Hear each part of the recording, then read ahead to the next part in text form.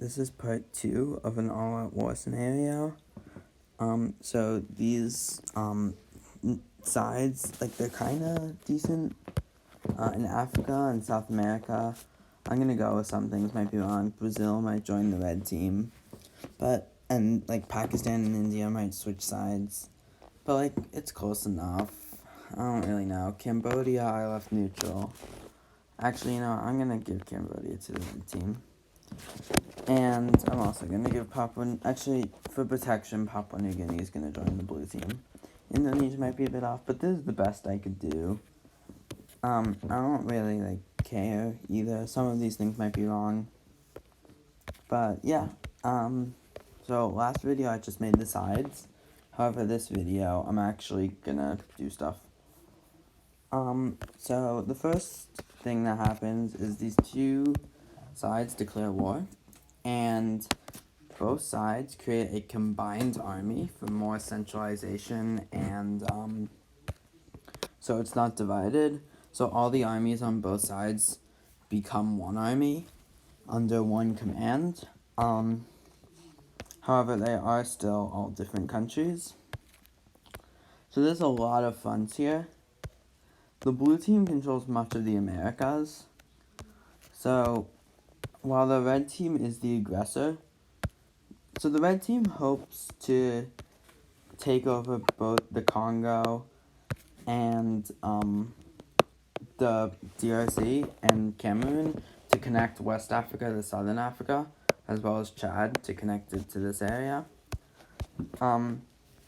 Somaliland is controlled by the blue team, and so is Djibouti, meaning Eritrea and Yemen are surrounded. But yeah, enough of that. Let's actually get into it. First of all, Nicaragua falls pretty fast.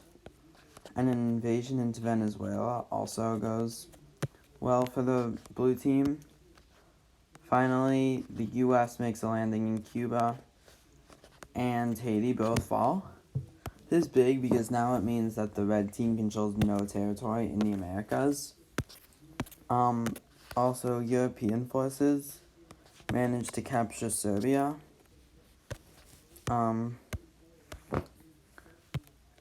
And Saudi and Oman forces go into Yemen, while Egyptian and Sudanese troops go into Eritrea. An invasion into Chad is started with both sides pushing in to hoping to connect them. They push up the country, and they do connect them, and Chad does surrender. So this is big. However, the blue team is also experiencing success. Or the red team, they are able to push Morocco and Tunisia out. They also are able to capture the Spanish cities in North Africa, Ceuta and Melilla or something, I don't know. Vietnam, being surrounded, does fall. Actually, no, Vietnam doesn't fall yet, but Mongolia does. I mean, just look at it, like, it's nothing they could do. Russia makes a landing. Russia secures the Kuril Islands as well as the sea. However, the blue team takes control of this sea, the South, or the Sea of Japan, whatever it's called. They also take control and blockade this area. Meanwhile, they take naval control of here, and this basically creating a blockade around all of Asia. And the African and Asian fronts of these two places are split off, so that's not good because of Israel. But the red team does manage to take Israel and Jordan, connecting these two fronts. However, the Central African front doesn't look so great. But India is surrounded, and an invasion does begin.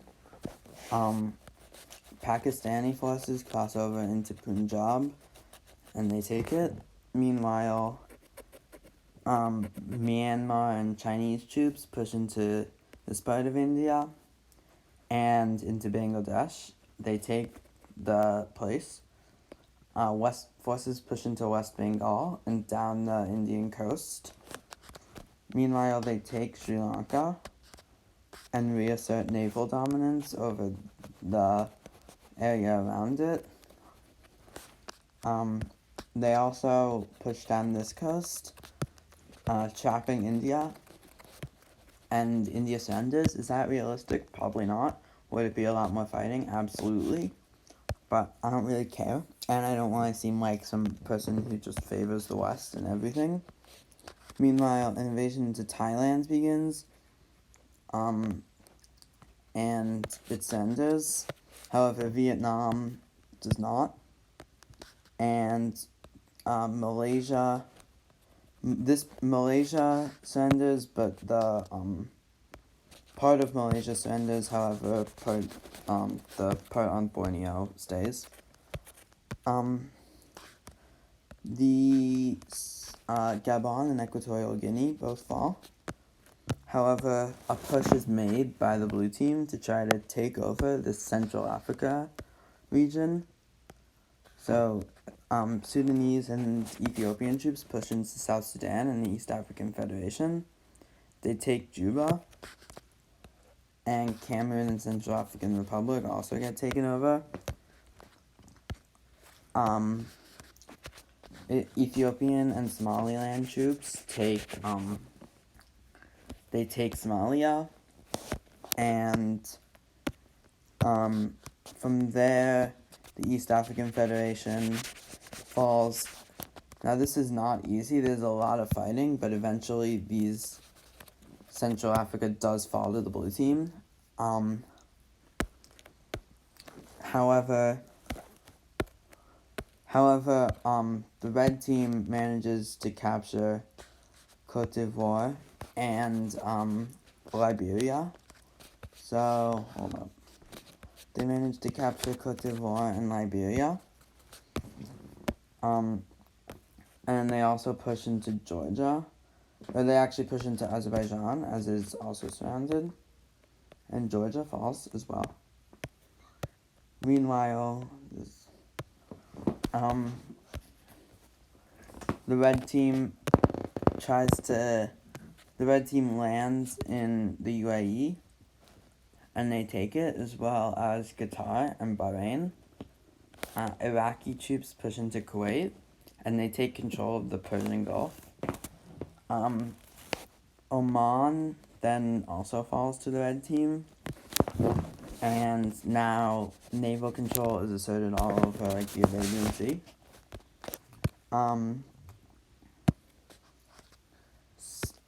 Then what? Oh yeah. NATO troops push into Kaliningrad and Belarus, as well as Ukraine and Crimea. And Finnish troops push into this place. They take it.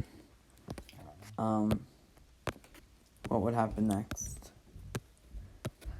And a landing is made in Malaysia, as well as an invasion into North Korea. Oh, okay, that's fine. North Korea is invaded, and from there, Japanese troops take control of the Kuril Islands, and they make a landing here in Kamchatka. They take Petropavlovsk-Kamchatsky, and the peninsula falls. They also land in Sakhalin and take the island, as well as invade here. They cut Russia off, and from there they take Vladivostok. So that's big for the blue team. They take this area of Russia, and that's what the blue team does. However, the red team manages to push into Yemen. They re-liberate Yemen and Somalia. Both fall, as well as Somaliland. and they fiercely defend this because they really want to, like, take over much of Africa. A landing is made in the Seychelles, and, like, Mauritius and this area. So now they're dangerously close. The Navy takes control of this area, blocking Madagascar off, and eventually it does surrender. However, the blue team does manage to regain naval control, and Madagascar, however, is fiercely defended, but the Seychelles do fall.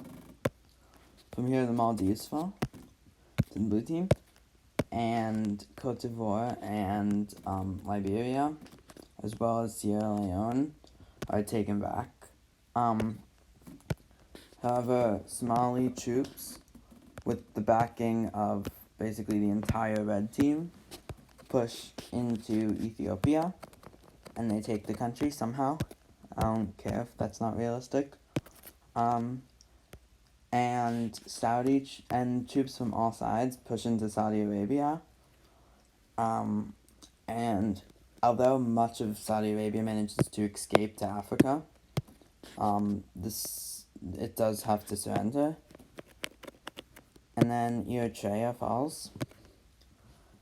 And with naval dominance over the Red Sea, a landing is made in Sudan, and Ethiopian forces push into Sudan, and South Sudan takes advantage of this and declares independence. And that's where I'm going to leave this video off. So that's part 2.